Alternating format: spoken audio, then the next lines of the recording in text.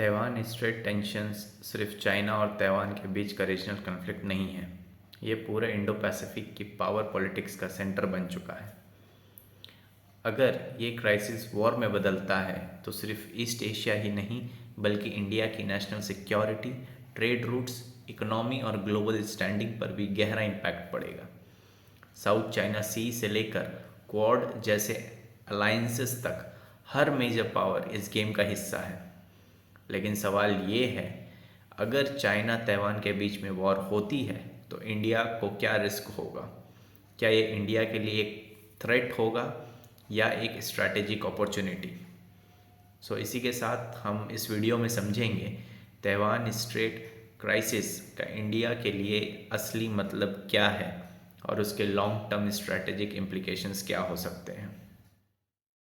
Saurabh Sharma, Unfiltered. Global Affairs. Real Analysis.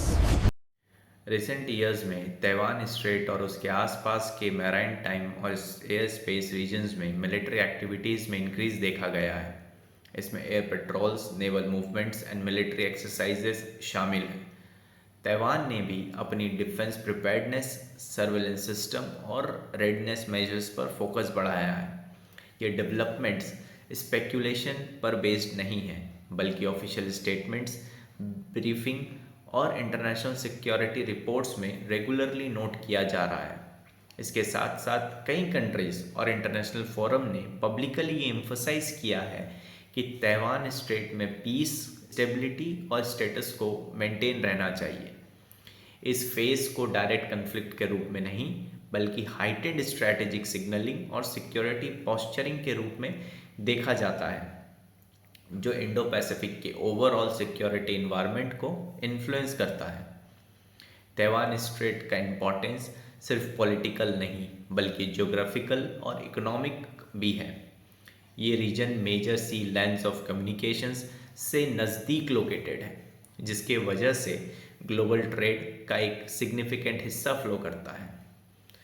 Energy supplies, container shipping और high value goods का movement इस broader region से होता है। इंडो पैसिफिक सिक्योरिटी का कंसेप्ट सिर्फ मिलिट्री अलायंस या पावर राइवलरी तक लिमिटेड नहीं है। इसमें freedom of navigation, maritime stability और इंटरनेशनल मैरीटाइम लॉ जैसे कि United Nations Convention on the law of the sea है, और लास्ट पीसफुल डिस्प्यूट रिजोल्यूशन जैसे प्रिंसिपल्स शामिल हैं। तैवान स्ट्रेट में होने वाली डेवलपमेंट को इसलिए क्लोजली मॉनिटर किया जाता है क्योंकि ये बताती है कि इंडो पैसिफिक रीजन में रूल्स बेस्ड ऑर्डर कैसे फंक्शन कर रहे हैं। अगर इस रीजन में इनस्टेबिलिटी बढ़ती है तो इसका impact indirectly global supply chain, shipping, insurance cost और एनर्जी ट्रांसपोर्टेशन पर पड़ सकता है, जो कि एक वाइडली एक्सेप्टेड स्ट्रैटेजिक असेसमेंट है। अब समझते हैं इंडिया के पर्सपेक्टिव को। इंडिया तैवान स्ट्रेट इशू को काफ़ी बैलेंस्ड और कॉशन तरीके से अप्रोच करता है। इंडिया ऑफिशियली तो वन चाइना पॉलिसी फॉलो करता है, जिसमें चाइना के गवर्नमेंट को रिकॉग्नाइज किया जाता है, लेकिन साथ ही साथ तैवान के साथ इकोनॉमी और कल्चरल इंटरेक्शन भी मेंटेन किया जा रहा है। इंडिया के लिए तैवान स्ट्रेट का रिलेवेंस 3 मेजर डायमेंशंस में समझा जा सकता है। पहला, मैरीटाइम टाइम इंटरेस्ट। इंडिया एक ट्रेड डिपेंडेंट इकोनॉमी है जिसका लार्जर पोर्शन सी रूट्स के थ्रू मूव करता है।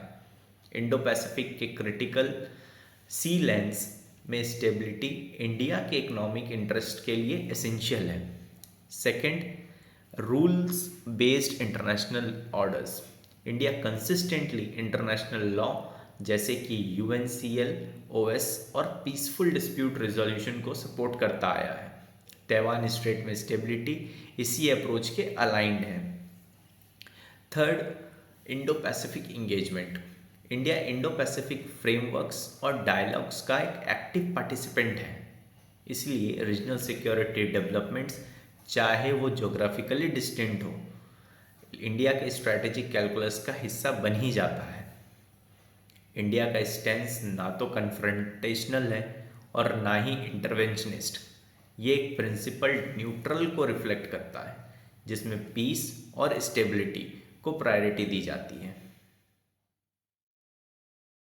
इंडिया के लिए तैवान स्ट्रेट टेंशन सही या गलत साबित हो सकती है। ये टेंशन इंडिया के लिए डायरेक्ट सिक्योरिटी थ्रेट नहीं है, लेकिन ये एक स्ट्रैटेजिक कंसर्न ज़रूर है। पॉजिटिव एस्पेक्ट ये है कि maritime security, freedom of navigation और ओपन सी लेंस जैसे इश्यूज पर ग्लोबल फोकस बढ़ता है, जो इंडिया के लॉन्ग टर्म इंटरेस्ट के फेवर में है। कंसर्न एस्पेक्ट ये है कि प्रोलॉन्ग टेंशंस या मिसकैलकुलेशन से global trade disputes, energy price volatility और इंडो पैसिफिक में स्ट्रैटेजिक सर्टेनिटी क्रिएट कर सकती है, जिसका इनडायरेक्ट इफेक्ट इंडिया पर पड़ सकता है। इसीलिए इंडिया के लिए ये इशू ना तो इग्नोर करने लायक है और ना ही अलार्मिस्ट रिस्पॉन्स देने लायक, बल्कि कंटिन्यूअस डिप्लोमेटिक एंगेजमेंट और मॉनिटरिंग का मैटर है। फ्यूचर को प्रेडिक्ट करना इनअप्रोप्रिएट होगा, लेकिन करेंट ट्रेंड्स के बेसिस पर कुछ ब्रॉडर आउटकम समझे जा सकते हैं। पहला, तैवान स्ट्रेट और इंडो पैसिफिक सिक्योरिटी डिस्कशंस का सेंट्रल एलिमेंट बना रहेगा। सेकेंड, रीजनल और मल्टीलैटरल फोरम्स में डायलॉग और कॉन्फिडेंस बिल्डिंग मेजर्स पर जोर दिया जा सकता है। लास्ट, मैरीटाइम कोऑपरेशन और क्राइसिस मैनेजमेंट जैसे मैकेनिज्म्स पर फोकस बढ़ सकता है। अब तक के डिस्कशन से हम ये कंक्लूड कर सकते हैं कि तैवान स्ट्रेट टेंशन एक रीजनल इशू होने के बावजूद ग्लोबल और इंडो पैसिफिक सिक्योरिटी के लिए इम्पॉर्टेंट इम्प्लिकेशंस रखते हैं।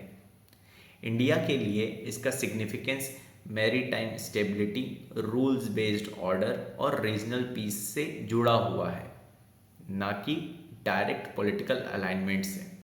अगर ये वीडियो पसंद आए तो लाइक, शेयर और सब्सक्राइब ज़रूर करें। Thank you.